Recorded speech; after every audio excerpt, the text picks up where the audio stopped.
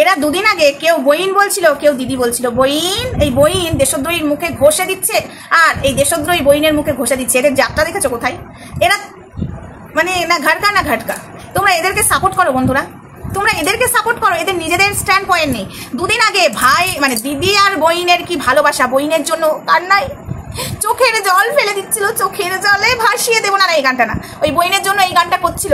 এই যে দেশদ্রোহী কাঁদিস না রে মুছরে নয়ন, কান্না হাসির খেলা এই তো জীবন, জীবনে আঘাত সে তো আসবে আসবে, বুক ভাঙা বেদনায় হৃদয় তো ভাসবে, আবার আসিবে ফিরে সুখেরই নয়ন, কাঁদিস না রে মুছরে নয়ন, কান্না হাসির খেলা এই তো জীবন। বইনের জন্য এই দেশদ্রোহী দিদি এই গানটা গাইছিল, বোনকে বোঝাচ্ছিল দেখ সংসার নি বাবা কত কথা। আর এই বইন দেশদ্রোহীর মুখে একদম ঝামা ঘষে দিচ্ছে, ঝামা ঘষে দিচ্ছে। এরা সবকটা দোগলা দোগলা দোগলা দোগলা। আর এই দেশদ্রোহী একদিন বাবা এর এই ফাটিয়ে দেবো ওই ফাটিয়ে দেবো করে আবার এই দেশদ্রোহী বইন বইন করে দল ভারী করছিল। হয়ে গেল দল। কিরে তুই নাকি দল ভারী করিস না, তোর নাকি কোনো কিছু লাগে না, তুই একাই 100, তুই কারোর সাথে সেটিং করিস না। ওরে বাবালে তুই সেটিং মাস্টার রে। হ্যাঁ আজকে ঘোড়ামুখীকেও দেবো, আজকে এই দেশদ্রোহীকেও দেবো বন্ধুরা। আজকে ঘোড়ামুখীর এক এক করে কিছু কথা বলবো। ঘোড়ামুখী একদিন মানে লোকের কাছে আমাকে খারাপ করতে গেছিলো জানো, তো সেটার বিষয়ে অবশ্যই বলবো। তার আগে হাই ফ্রেন্ডস, সোমা ওয়ার্ল্ডে তোমাদেরকে অনেক অনেক স্বাগত আর অনেক অনেক ভালোবাসা। তুই আমার ছোট বোন, বড় আদরের বোন। আরে বোন তোর মুখে ঝামা ঘষতে, তোর তো ছোট বোন, তো ছোট বোনের এগেনস্টে এরকম কথা বলে নাকি? এ মা, ওই যে তুই না হয়েছিস কারুর দিদি, না হয়েছিস কারুর মেয়ে, না হয়েছিস কারুর মা, মানে না হয়েছিস কারুর স্ত্রী, তুই কারুর যোগ্য নস। বিশ্বাস কর বোন তো এক নম্বরের দোগলা, কিন্তু তুইও দোগলা, তুই প্রমাণ করে দিলি। দেখ সন্দীপ ঠিকই বলেছিল, তোরা সবকটা দোগলা। সন্দীপ পারফেক্ট কথা বলেছিল, দোগলাকে দোগলা বলাতেই এদের কি রাও। এখন আমি দেশদ্রোহী বলছি কি রাও?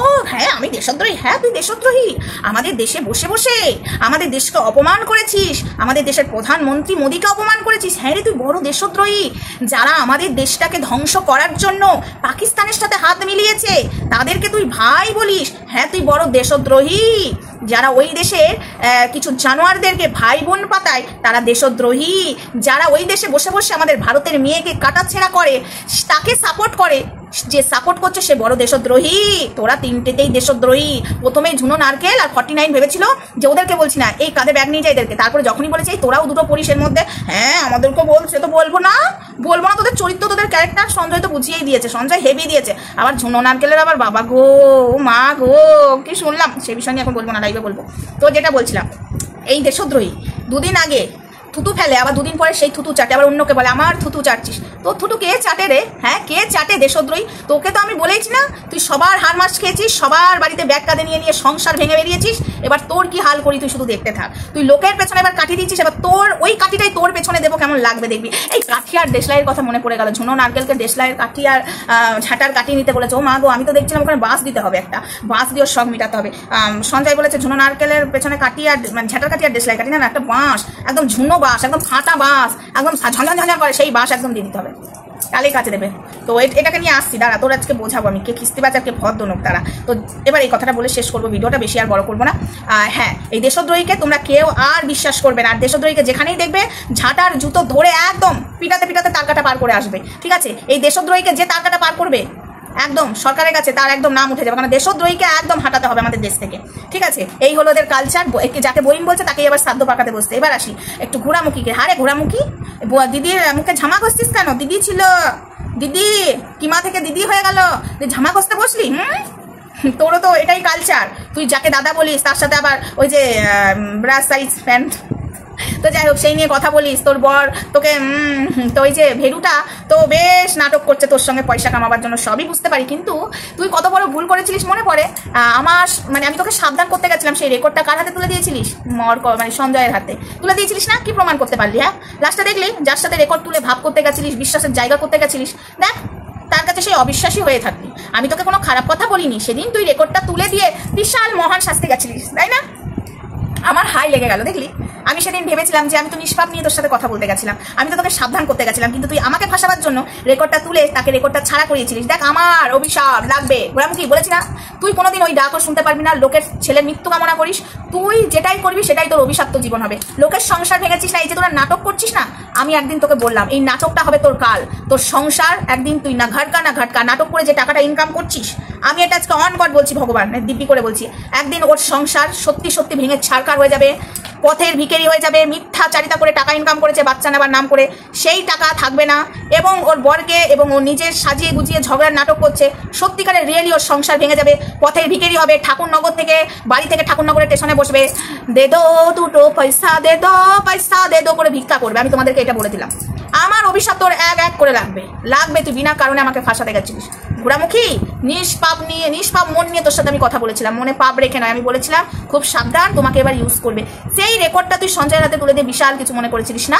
দেখ কিরে সঞ্জয়ের সাথে পীড়িত হয়ে গেল, তুই তো একটা নোংরা, তুই নিজের সাথে তুই আর এই পতিতা নিজের সাথে সবার সাথে মিশিস আর ব্যবহার করিস, শুধু পয়সা ইনকাম করতে আসিস না। এই সংসার নিয়ে যে নাটকটা করছিস, আর মনে হয় সংসারটা থাকবে না, তোর বাপ এই সংসারে মানে এই নাটকে সামিল হয়েছে, তোর বাপ এই বয়সে এই নাটকে সামিল হয়েছে, পুরো বয়সে না। দেখ তোর বাপও আর তোকে ঘরে রাখবে না, এমন পরিস্থিতি সত্যিকারে হবে, রিয়েলি হবে, আজ না হোক 1 বছর পর হবেই।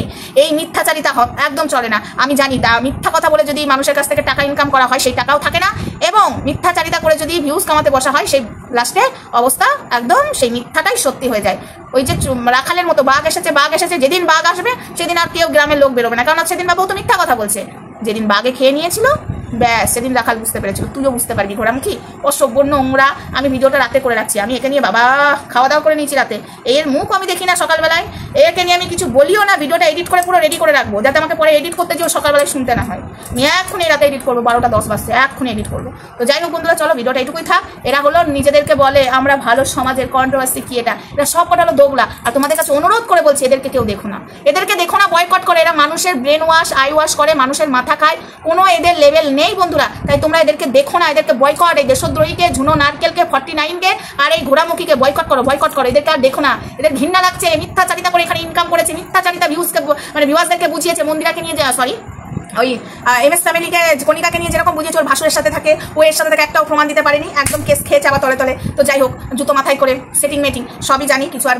বললাম না, ভিডিওটা অনেক বড় হয়ে গেল। চলো নেক্সট ভিডিওটা দেখা হচ্ছে, তখন সঙ্গে থেকে ভালো থেকে সুস্থ থেকে ঘোরামুখী, তোর এই দিনটাই আসতে চলেছে। ঠাকুরনগরের স্টেশনে যাবি, বাড়িতে বসে আছিস, এবার স্টেশনে যেয়ে ভিক্ষা করবি, আর আমি তো বছরে একবার যাই ওই ঠাকুরনগরের ওখানে, আমি দেখবো, বলবো কিরে ঘোরামুখী আমার কথাটাই মিললো, দেখবি একদিন তোর সঙ্গে আমার ঠাকুরনগর স্টেশনে দেখা হবে, তুই ভিক মাংবি আর আমি ক্যামেরাটা অন করবো, তোকে আমি ভিক দেবো, ঠাকুরনগরের স্টেশনে তোর সঙ্গে আমার দেখা হবে ঘোরামুখী, তুই সেদিন ভিক মাংবি। মিথ্যা কথা বলে নাটক করছিস না, এটাই রিয়েল হবে, ভগবান করবে, আমি অভিশাপ দিচ্ছি না, আমি কাউকে অভিশাপ দিচ্ছি না, তুই একদিন সত্যি ভিক মাংবি, আর আমি ঠাকুরনগরে যে তোকে ভিক দেবো, এটাও তুই মিলিয়ে নিস। চলো টাটা। আমার একটা কথা নিয়ে রেকর্ড করে কন্টেন্ট বানিয়েছিলিস না, সেটাকেও ছাড়িস নি, ভিক তো তোকে মাংতেই হবে, দেখিস আমি তোকে ভিক্ষাটা দেবো।